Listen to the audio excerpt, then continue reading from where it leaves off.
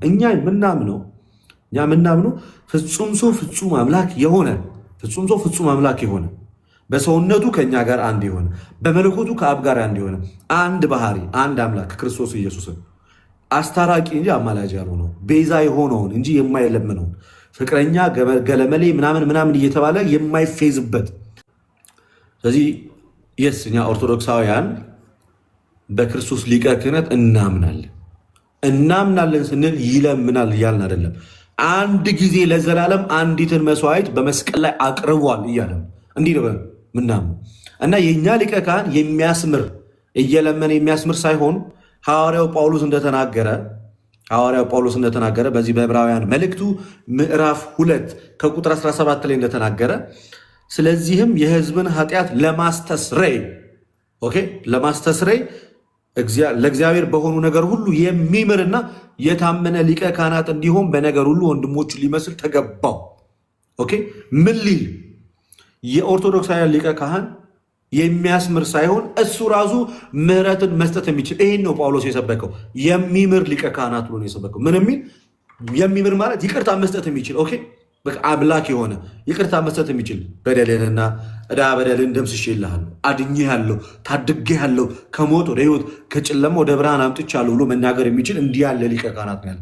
የሚያስምር ለምኖ እንዲያደርግ የሚል ሳይሆን ምሕረትና ይቅርታ መስጠት የሚችል ሊቀ ካህናት ነው ያለን።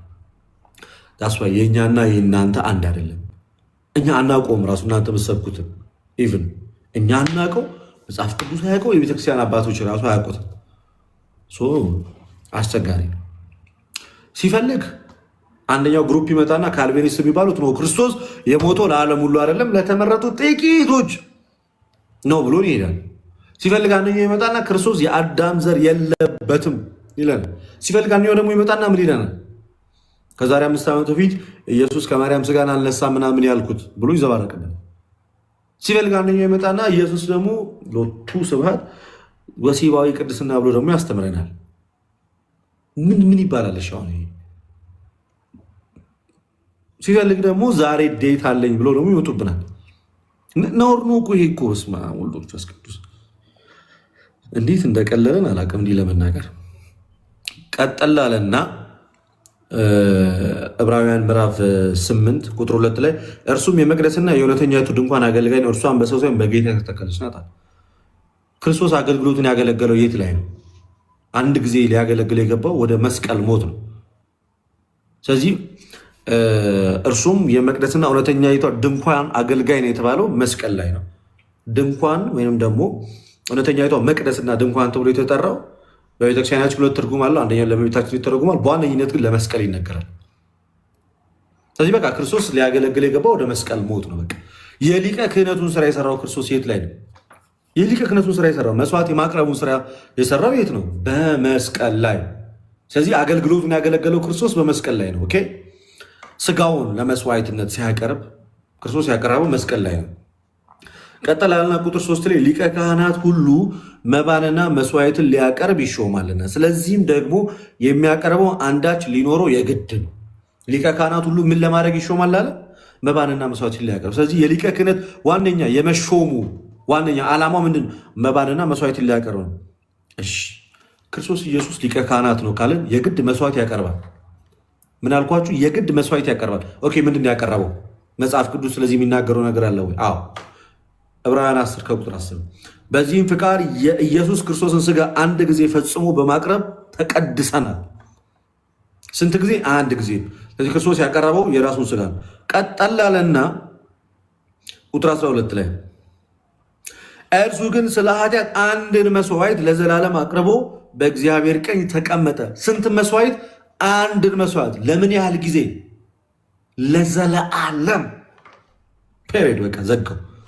ታዲያ ምኑ ነው ክርስቶስ አሁንም በድንኳኑ ያገለግላል የምትሉት? ከየት ያመጣችሁት ትምህርት ነው? ኢማጂን ክርስቶስ አሁንም ያገለግላል ማለት ክርስቶስ አሁንም ዕለት ተዕለት ይሰቀላል ማለት እኮ ነው። ክርስቶስ ለኃጢአት አንድን መስዋዕት ለዘላለም አቅርቦ በአባቱ በእግዚአብሔር ቀኝ ተቀመጠ አለ። በእግዚአብሔር ቀኝ ያለው እግዚአብሔር አብ በእግዚአብሔር ቀኝ ተቀመጠ። አንድን መስዋዕት ለምን ያህል ጊዜ? ለዘለዓለም። ለዘለዓለም። በቃ ኤክስፓየር ዴት የሌለው መስዋዕት ሲቀድስ የሚኖር ሁሌ መሞት አይጠበቅበትም። እንደነዚህ ሊቀ ካህናት ኃጢአትን ለማስተስረይ ዕለት ተዕለት መስዋዕትን ማቅረብ አይጠበቅበትም። ዕለት ተዕለት ማድረግ አይጠበቅበትም። እሱ የሚያቀርበው መስዋዕት አንድ ጊዜ ግን ለዘላለም ነው። ሊቀ ካህናት ነው ማለት መስዋዕት አቅራቢ ነው ማለት ነው ባጭሩ። መስዋዕት ደግሞ የሚያቀርበው ምኑ ነው? ስጋውን ነው። በቃ አለቀ። ራሱን ነው የሚሰዋው። ነዋ በጉ ለእግዚአብሔር ዘይሃትት ኃጢአት ዓለም፣ እነሆ የዓለምን ኃጢአት የሚያስወግድ የእግዚአብሔር በግ አለ ዮሐንስ 1:29 ላይ በወንጌል በቃ ፔሬድ ዘጋው። ጌታ በእነዚህ አይነት መንገድ ተነግሮለታል። ኦኬ ይህንን ካየን ዘንዳ ምዕራፍ 29 ላይ በጣም ወሳኝ ነገር ይናገራል። ዕብራውያን ምዕራፍ 9 ከቁጥር 12 ላይ እነዚህ ይላል። ቁጥር 11 ጀምሮ እናንብበው። ነገር ግን ክርስቶስ ይመጣ ዘንድ ላለው መልካም ነገር ሊቀ ካህናት ሆኖ በምትበልጠውና በምትሻለው በእጆችን ባልተሰራች ማለትም ለዚህ ፍጥረት ባልሆነች ድንኳን የዘላለም ቤዛነትን አግኝቶ አንድ ጊዜ ፈጽሞ ወደ ቅድስት በገዛ ደሙ ገባ እንጂ በፍየሎች እና በጥጆች ደም አይደለም። በምን የገባው ጋይስ? ደሙን ይዞ ነው የገባው። ወዴት? መስዋዕት ሊያቀርብ ራሱ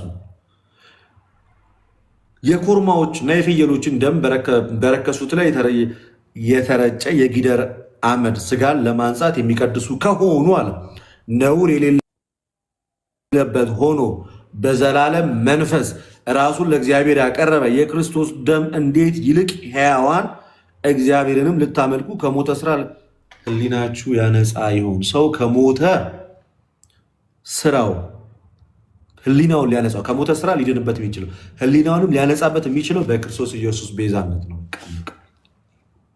በምንድን ነው? በክርስቶስ ኢየሱስ ቤዛነትና ቤዛነት ነው። ቀጥላለና ስለዚህ የፊተኛው ኪዳን ሲጸና ሕግን የተላለፉት የሚቤዥ ሞት ስለሆነ የተጠሩት የዘላለምን ርስት የተስፋ ቃል እንዲቀበሉ እርሱ የሐዲስ ኪዳን መካከለኛ ሆነ። እርሱ የሐዲስ ኪዳን አማላጅ ሆነ አላለም። እሱ በአዲስ ኪዳን የሚለምን ነው አላለም። በቃ እርሱ የሐዲስ ኪዳን መካከለኛ ነው። ለምንድን ነው መካከለኛ የሆነው? በሰዎችና በእግዚአብሔር መካከል ያለውን የጠቡን ግድግዳ በመስዋዕት በኩል ሊሽር፣ ሰው እንደመሆኑ ከእኛ ጋር ይዛመዳል፣ ፍጹም መለኮት እንደመሆኑ ከአብ ጋር አንድ ነው። ስለዚህ በመካከል ያለ በተገባ መካከለኛ ተብሎ ሊጠራ የሚችለው ጌታ ነው። ጌታ በፍጹም ሰውነቱ መስዋዕትን ያቀርባል፣ መስዋዕትንም ደግሞ ይቀበላል። በቃ የአዲስ ኪዳን መካከለኛ እሱ ነው ብሎ እጅግ ጽኑ በሆነ መንገድ ያስቀምጥልናል። ኦኬ ይህንን አያችሁ።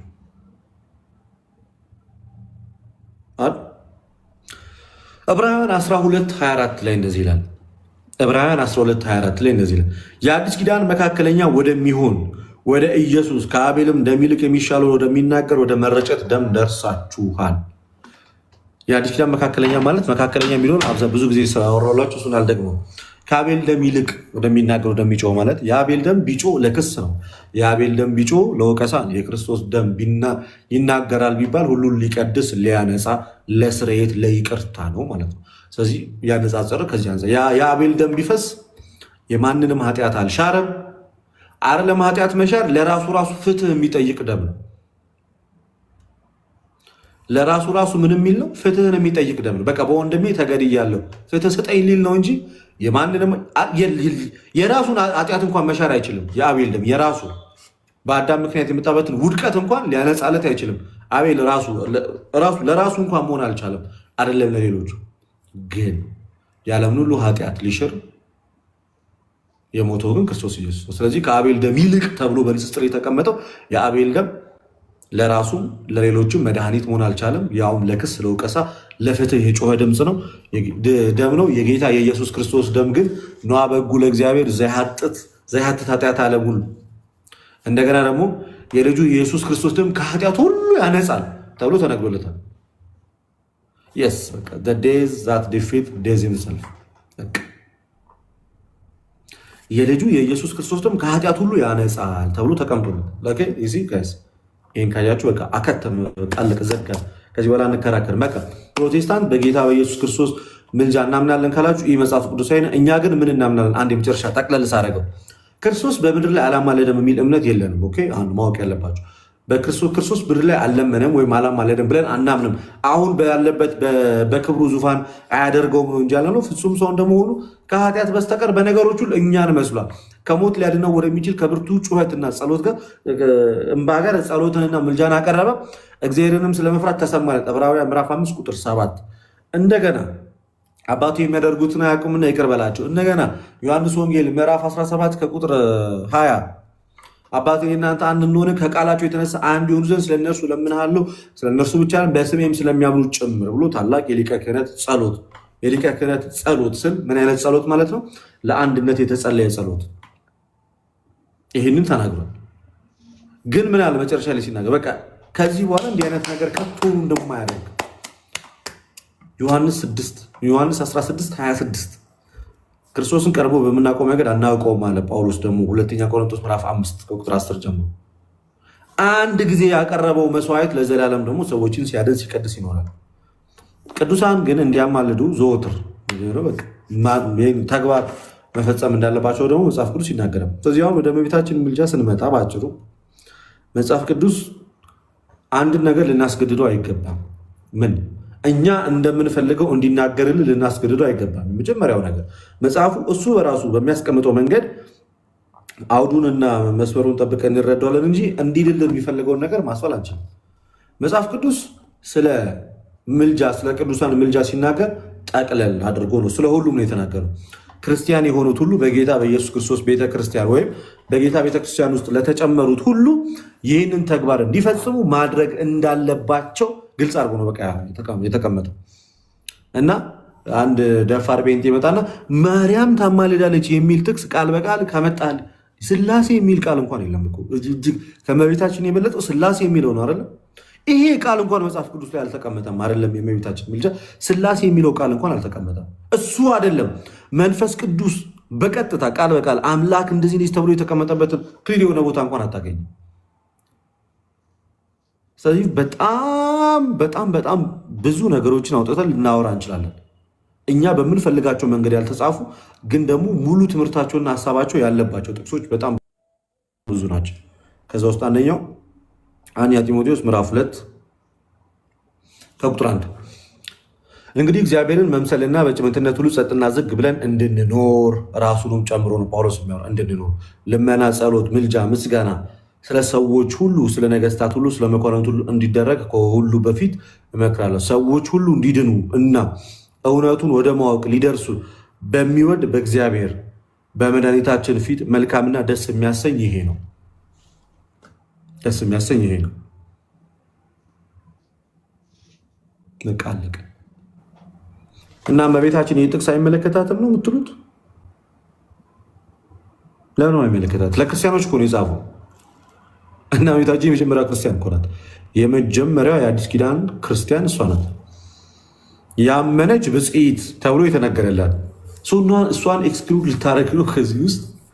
ማይ ብራዘር ሃው እንዴት አይመጣውም? ራሱ በቃ እሷን ይመለከታል። ስፔሲፊካሊ መጻፍ አይጠበቅበትም።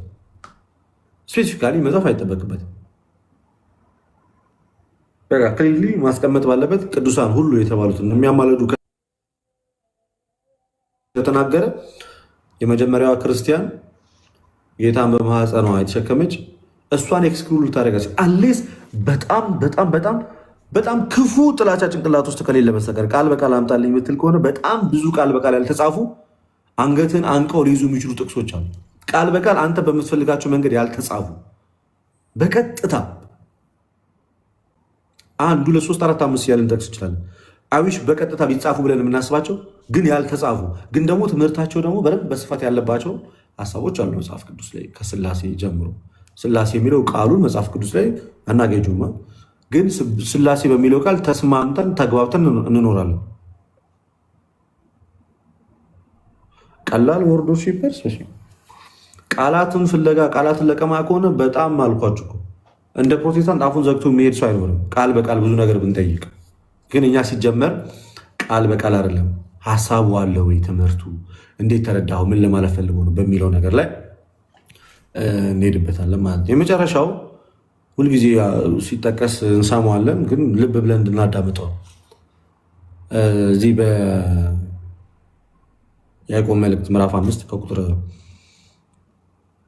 16 እርስ በርሳችሁ በኃጢአታችሁ ተናዘዙ ትፈወሱም ዘንድ አንዱ ስለ ሌላው ይጸልይ፣ የጻድቅ ሰው ጸሎት በስራዋ እጅግ ኃይልን ታደርጋለች ብሎ ስለ ቅዱሳን ደግሞ የተናገረበት ቦታ አለ። እርስ በርሳችሁ በኃጢአታችሁ ብትናዘዙ የጻድቅ ሰው ጸሎት በስራዋ እጅግ ኃይልን ታደርጋለች ብሎ ጻድቃን የተባሉት ጸሎታቸው እጅግ ኃይልና ተአምራትን እንደሚያደርግ ይናገራል።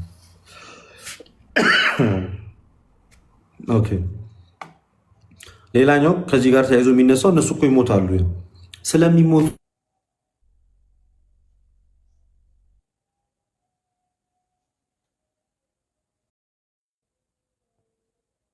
ግልጽ ቃል በቃል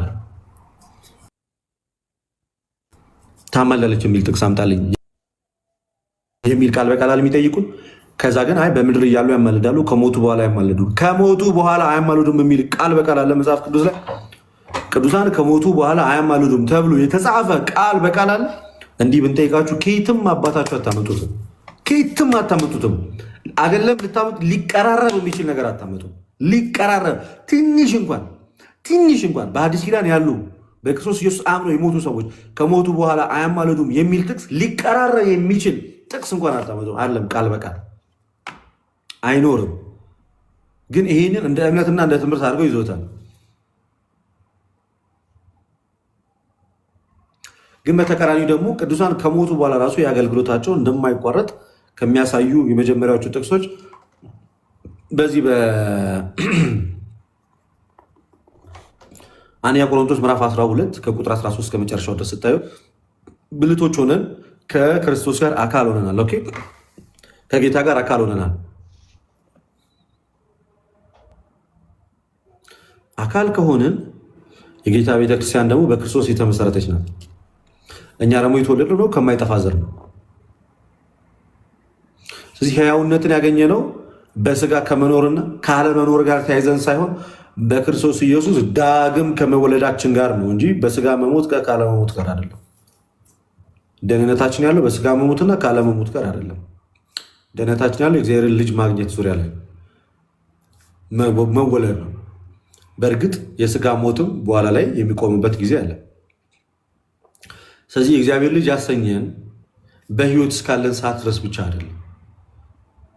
ሲጀመር ልጅነታችን በራሱ አዲስ ማንነትና አዲስ ልጅነት ነው እና ይህንን ነገር በደንብ አድርጋችሁ ልትይዙት ይገባል እላለሁ።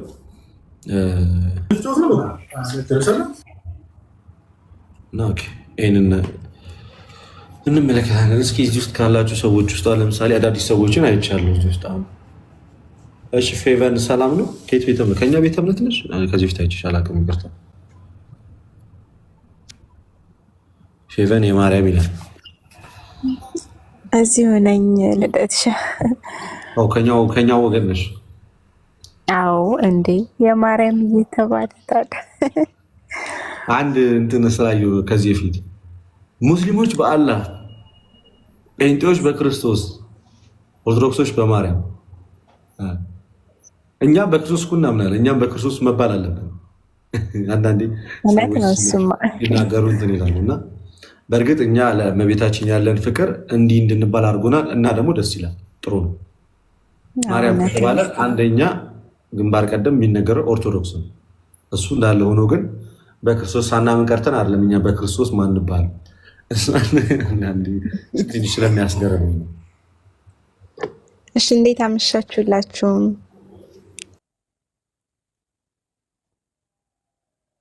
ሰላም ብያለሁ። መቼ ዕለት ነው በውስጥ ልከህልኝ ነበር ለመጽሐፍ ቅዱስ ትንሽ ነገር እደጉማለሁ ብዬ በውስጥ ልከህልኝ ነበር የሆነ ጊዜ አካውንት እና አላቅም እንዴት ሆኖ እንደጠፋ አላቅም። ከልለካ አካባቢ ሳየው ጠፍቷል ሁሉም የእንትን ያልክልኝ ኢንቦክስ ላይ ማለት ነው። እና ትንሽ አልተመቻቸልኝም ነበር። ያው አረብ ሀገር ነው ያለሁት እና ትንሽ አልተመቻቸልኝም ነበር ለመላክ ቆየሁ ከላኩኝ እና አሁን ከተመቸ በውስጥ ላክልኝ ለማለት ነበር የገባሁት። ግን እዚሁ ቆየሁኝ፣ ተማርኩኝ፣ ደስ ብሎኛል። በጣም ነው የማመሰግነው። ከቻልክ ሳትረሳ ላክልኝ። ሰሞኑን የምችል ይመስለኛል እና ትንሽ እንኳን የድርሻዬን እንዳደርግ ብዬ ነው። ምንም በዚህ መጨነቅ የለብሽም። መጽሐፍ ቅዱስ የግድ ማለት ነገሮች ካልተመቻቹልሽ ምናምን ጭራሽ እንዳትጨነቂ። ኖ ነገሮች አልተመቻቹልኝም ማለት ያው መቼም ይገባሃል። አረቦች ብር ለመላክ በጣም በተለይ ደሞዝ ሰዓት ሲደርስ ማለት ነው በጣም ነው የሚያንገበግባቸው። እውነት ማለት ካልተጨቃጨክ ካልተነዛነስክ በቃ የደሞዝ ቀን አልፎ ሁላ 20 ቀን 1 ወርም አልፎ ይሆናል የሚሰጡ ማለት ነው። ገብቶሃል አይደል? በዛ ላይ ደግሞ እንደዚህ በቀን በወር ምናምን አይሰጡም። በ2 ወር በ3 ወር በ4 ወር እያደረጉ እንትን ብለው ነው የሚሰጡት። እና ያ ሆኖብኝ ነው አልተመቻቸልኝም ያልኩት እንጂ ሌላ ነገር አይደለም። እና አሁን ማለት አሁን ሰሞኑን ምልክ ይመስለኛል፣ እርግጠኛ ነኝ። ችግር የለውም። ያው ወንድሞችም አግዘውኝ የመጽሐፍ ቅዱስ የተወሰነ ገዝቼ እኔም እንትን እያደረግኩ ነው ያለሁት፣ ለወዳጆቼ እየሰጠሁ ነው ያለሁት እና ምንም ችግር የለውም። እሺ ቀጣይም ለምንሰራ ያግዘናል። እሺ እልክልሻለሁ። ኧረ ግድ ነው። በነገራችን ላይ ቆየው ከላክልኝ መቼ መሰለ ካስታወስክ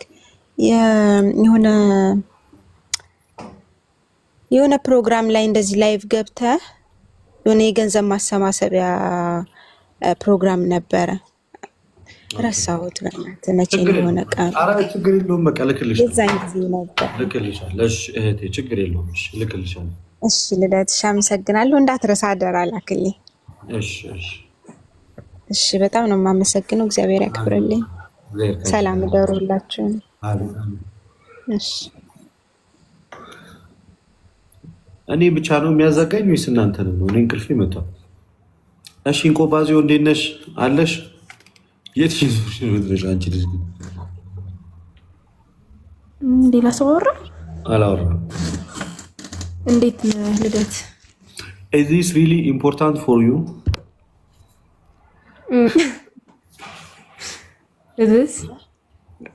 እንዴት ነው ያልሽው? ያ ከባዮች ላይ አንብቤ ነው የመለስኩልሽ እኮ ገባኝ እኮ። ያው ባዮ ላይ የሚያስቀምጡት ነገር አስፈላጊ ነው መናገሬ ነገር ነው እኮ። ኦኬ ኮንፊውዚንግ። እንዴት ነሽ? ሰላም ነው አለው። ጠፋ ሰሞኑን ላይቭ አትገባም ወይስ እኔ ነኝ የጠፋሁት? አይ እኔ ነኝ የጠፋሁት። ኦኬ አይ እኔማ የሆነ ጥያቄ ቤት ጠይቄ ባይዘው ቤት ውስጥ አብረን የምንኖረው ከቄሶች ጋር ምናምን ቄስ አለ ቤት ውስጥ እና ጠይቄ ሳትስፋይ የሚያደርግ መልስ አልተመለሰልኝም ነበርና I was just waiting for your live እና እያየሁህ ነበር። ካናሉ የሚባለው አሉ ተብሎ ከነት ትልቅ ነገር እሺ። እና ጥያቄ ምን መሰለህ ከዛሬው ቶፒክ ውጪ ነው ግን ይቻላል? የመጨረሻ እናድርገውና ያንቺን ከዛ ጨርስ እንወጣለን። እንሟሟቅ በአንዴ ብዙ ስንቀበልም ጥሩ አይደለም። እየደከመን መጣ። ውሃ ጠጣ እስኪ። እሺ ቀጥይሽ። By the way, I am serious. It's good sometimes እንደዚህ እየተናገርክ መጠጣት አስፈላጊ ነው።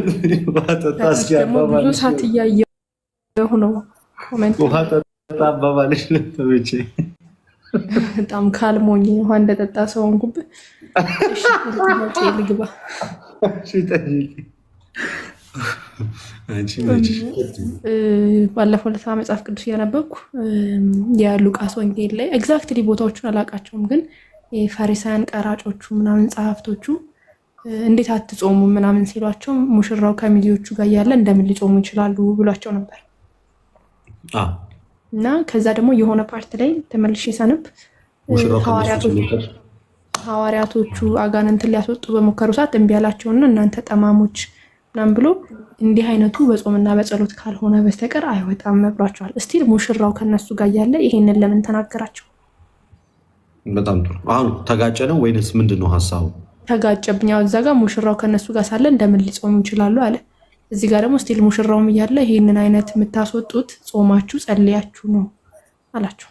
እና ሐዋርያት መቼ ነው ጾም የጀመሩት ነው ትልቁ ነገር? ጌታ እያለ ወይስ ጌታ ከሄደ በኋላ? አሁን እኮ ትልቁ ነገር ክርስቶስ ይናገራል፣ ግን አፈጻጸሙ መቼ ነው የሚሆነው ነው። ጌታ ኢየሱስ ክርስቶስ ይህ ነገር በጾምና በጸሎት ካልሆነ አይወጣም አላቸው። ማለት ዝናት ደራይት ታይም ለእናንተ አሁን ይህን ማድረግ እያላቸው ከዛ በኋላ ሐዋርያት ስራ ላይ ሄደሽ ስትመለከች በጾምና በጸሎት ይተጉ ነበር ይላል ሐዋርያትን። አውጣልሻለሁ። ከዛ አይደለም ከአንደበታቸው ቃል ወጥቶ ጳውሎስ ይሄ የልብሱን ጫፍ እየነኩ ነበር አጋንንት የሚወጡት የነበሩ።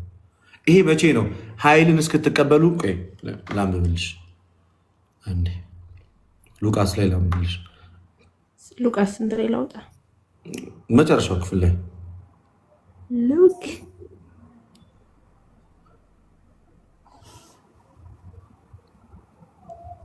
24 24 ስንት 49 እነሆ አባቴ የሰጠውን ተስፋ እኔ እልክላቸዋለሁ፣ እናንተ ግን ከላይ ኃይልን እስክትለብሱ ድረስ በኢየሩሳሌም ከተማ ቆዩ አላቸው። አሁን ክርስቶስ ሐዋርያት አገልግሎታቸውን ባልጀመሩበት ሰዓት ላይ አንድ ወደ ህዝቡ ባልሄዱበት ሰዓት ላይ እንደዚህ አይነት ነገሮችን ሊያደርጉ አይችሉም። ወዴት?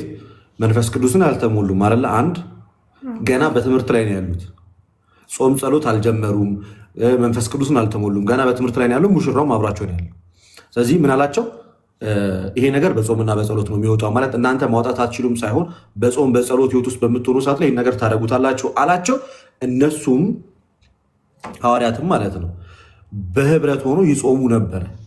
በህብረት ሆኖ ሐዋርያት ሥራ ምዕራፍ 27 ቁጥር 9 ላይ ብዙ ጊዜ ካለፈ በኋላ የጦም ወራት አሁን አልፎ ስለነበር በመርከብ ለመሄድ አሁን የሚያስፈራ ነበርና ጳውሎስ ማለት ነው የጦም ወራት አልፎ። ይሄ ማለት አገልግሎታቸውን ከጀመሩ በኋላ ሐዋርያት ወደ ሐዋርያት ሥራ ላይ ስንገባ አገልግሎታቸውን ከጀመሩ በኋላ ጾም፣ ጸሎት በጣም ብዙ ነገርን ያደርጉ ነበር። ስለዚህ እዛን ሰዓት ላይ አጋንንት ማውጣት ጀምረዋል። ጌታ እያላቸው ያለው ምንድን ነው? እነሱ ባሉበት ሲቹዌሽን በዛን ሰዓት ላይ ገና ተማሪ በነበሩበት ሰዓት ላይ ይህን ማድረግ አትችሉም። እናንተ ማድረግ የምትችሉት ግን መቼ ነው? ኃይልን ተቀብለው በጾም በጸሎት በሚተጉ ሰዓት መንፈስ ቅዱስ ከተቀበሉ ሰዓት ጀምሮ ግን አይደለም ከአፋቸው በልብሳቸው እንኳን መፈወስ የሚችሉበት ደረጃ ላይ የደረሱት ሐዋርያት። ታይም እነሱ ያንን አይነቱን አጋንንት ማስወጣት አይችሉም ነበር። በዛ ሞመንት ላይ ሬዲ አይደሉም ለዛ ነገር። ገና እየተማሩ ናቸው ያሉት። ገና የተከተሉት ነው። ከእግሩ ስር እኮ ቁጭ ብሎ እየተማሩ ነው ያሉት። ሞከሩ ግን አልቻሉም። ከዛ ይሄ ነገር በጾምና በጸሎት ነው የሚወጣ አላቸው። እሱ ባለበት ሰዓት ላይ ደግሞ እነሱ ስራውን የሚሰራው ማን ነው? እሱ ራሱ ነው። እግዚአብሔር ራሱ ነው፣ ራሱ ክርስቶስ። እሱ ባለበት ሰዓት ላይ ከዛ እሱ ከነሱ ሲለይ እነሱ ያንን እንትን ይቀበላሉ፣ ሰክሴሽን፣ ከዛ ይቀጥሉታል ማለት ነው። ግን ባለበት ሰዓት ላይ ገና የትምህርት ጊዜ ላይ ነው እያዘጋጃቸው ነው ያለው። ጾም አያውቁም፣ ምንም ያውቁት ነገር የለም። ገና እያበቃቸው ነው ያለው። እሺ ገባኝ። አመሰግናለሁ። ግልጽ ነው። በጣም እጅግ በጣም ግልጽ። እሺ አመሰግናለን ቆንጂት። ኦኬ እሺ ጨርሰሻል? ጥያቄ ወደ ሌሎቹ ሰው ልሂድ ወይስ አለሽ? ጨርሻለሁ። ሌላ ሰው ማስተናገድ ትችላለህ። እሺ ሊዲያ እንዴት ነሽ?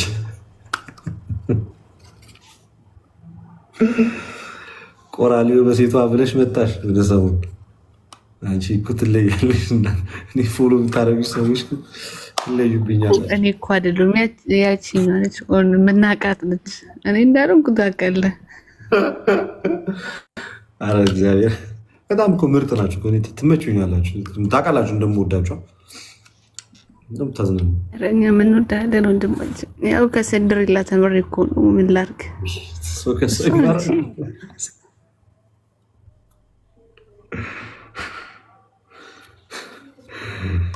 ስቶሪሽን ግን ሰላም፣ ሁላችንም ሰላም ብያለሁ። ጥሬ ስጋ የምትበሉ ሰዎች ግን ምናምን ልዩ ፋፊ ልዩ ቤተሰቦች እንዴት ናችሁ? ልዩ ሁላችሁ ቅዱሴ ትምህርታችንን ጨርሰናል። ጥያቄ ካላችሁ ከሌላችሁ ደግሞ እንዘጋለን።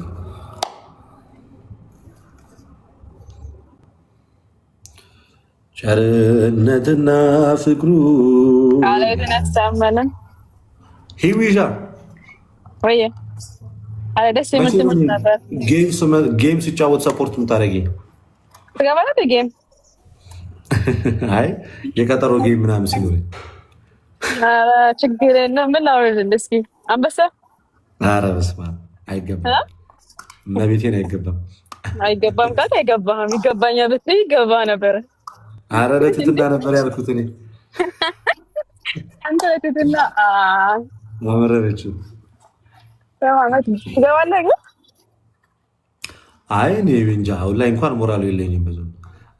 ጊፍት እንዳሰጭኝ አርሴማ መንፈስ ቅዱስ የተማርክ ያ ምንድነው? መጽሐፍ ቅዱስ ስማ፣ የንጉሱን የማወርድልህ የሌላ ንጉስ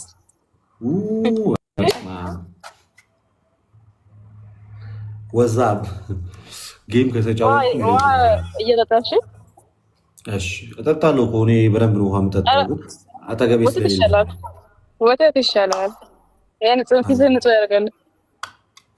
ፊት ቆሽሿል ነው እንደ ሀሳብ ያልሽኝ ያለሽው?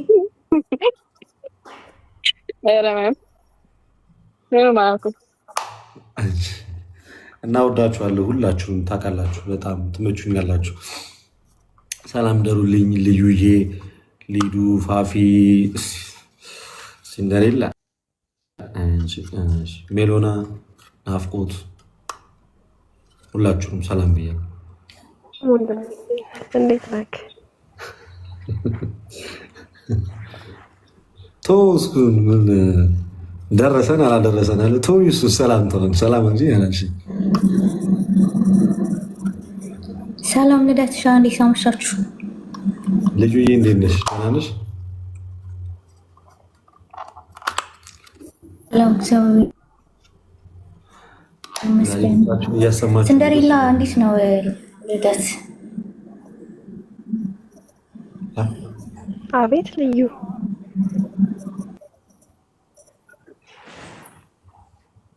ልጁ የሰጠሽኝ ስጦታ እንኳን እኮ ለብሼ ማሳይበት ጊዜ ልጥፋ። ከተማ ለከተማ ይዞር አይደለችም አይደለችም። በፍጹም በፍጹም እኔ መሰክራለሁ። ለአንተ እኮ ጌት መስጠት ፈልጌ ግን አጣሁም ለእንስ እንደምሰጥ እንደ አራሂ ብዬ ጭንቅ እንዳይልሽ ምንም አስፈላጊ አይደለም። አንተን የሚገልጽ እኔ ምን አጣሁኝ? ስጋ ሊሆን ምን ይሁን አጣሁኝ። ዝም ብለሽ በቃ ዓለምን አዙሪኝ በቃ በዩኒቨርስ ምን ችግር አለ? ትኬት ልክልሃለሁ። ትኬት ልክልሃለሁ።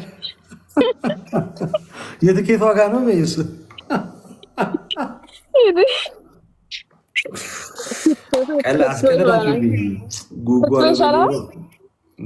ክትፎ ነው ያለችው? ክትፎ ብላ እኔማ ትኬት ልበላ ነበረ።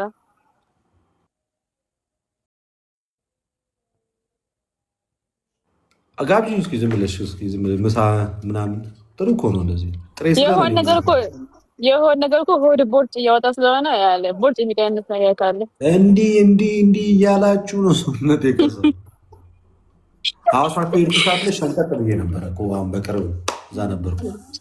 ጠራ ብዬ ነበር። ምን ተገኝቶ እዛ? እኔ እኮ ሁለተኛ ቤቴ ናት እሷ ሀገር ትመቸኛለች። ስማ የጅሙን ነገር እንዴት አደረከው እኮ እንዴ? አረ በፍጹም ማይሆኑ በቃ አሁን እኮ ወደ አዲስ አበባ ገባሁ። አንድ ሰሞን በሞራት አነሳ አንተና ጓደኞች። አይ እኔ እንኳን ተይኝ እስኪ። አይ ቀጥል። እኔ ተፍልሃለሁ በቃ የእሱን እችልልሃለሁ። ባንዳ ሰምተው ግን በሶስት ወር ግን ለውጥ ማለት አለብኝ። ለውጥ ካየው ግን ቀጥል። ኧረ ታያለሽ። በአንድ ወር ነው ማሳይሽ ለውጥ ምናምን ሲክስ ፓክ ምናምን ሰምታቸዋል። ልዩ ሰምታቸዋል። ስፖርት ከጀመርኩኝ የመጨረሻ ነው አማላይ መሆኑ በዚህ ቁመቴ ምናምን እዚህ ጋር አካባቢ ሲስተካከል ፈተናው ጉጉ ያልሰማቸው ነገር ኧረ በእግዚአብሔር አርቴ በስመ አብ ቦታኔ ነው አላልኩም። ውረጅ አንቺ እንደ ሀገር የምታወርጅ። አዎ ነይ። ምንድን ነው ይደብርሻል? አማላይ እየቀጠልክ ነው። እኔ እኮ ተውሶ ብዬ ነው። ታዲያ እኔ አሁን ባለሁበት አቋም ራሱ እንኳን ስፖርት ሰርቼ እንደዚሁ ራሱ ምን ይወጣል እያለ ተናገሪ እንጂ። ኧረ በደንብ አማላ ነው እንዴ? አማላ ነው በደንብ አይወጣም። ሲጀመር እኔ እንደፈለገ አጭር አይደለሁ፣ ቁመት ያለኝ ሰው ወንድማችን እኮ እንደዚህ እኮ ነው። ፈለገ እንደዚችም ነው እንደዚችም ነው። ሰው ወደ ጎንም እኩል በቁመትም እኩል ይሆናል። ወደዚህ አካታለኝ አይኔ ጸዳ ያልኩ ሰው ነኝ። ለማንኛውም አይ ቁመት አለ፣ አሪፍ ነው ቁመት ያለው ወንድ ቢወፍርም ችግር የለም፣ ያምርበታል። መለሉ እኮ ሰው እኮ ይሄን አልክድም። እሺ ውጡልኝ ከቤት ያውን ሁላችሁም በሰላም ማን ነው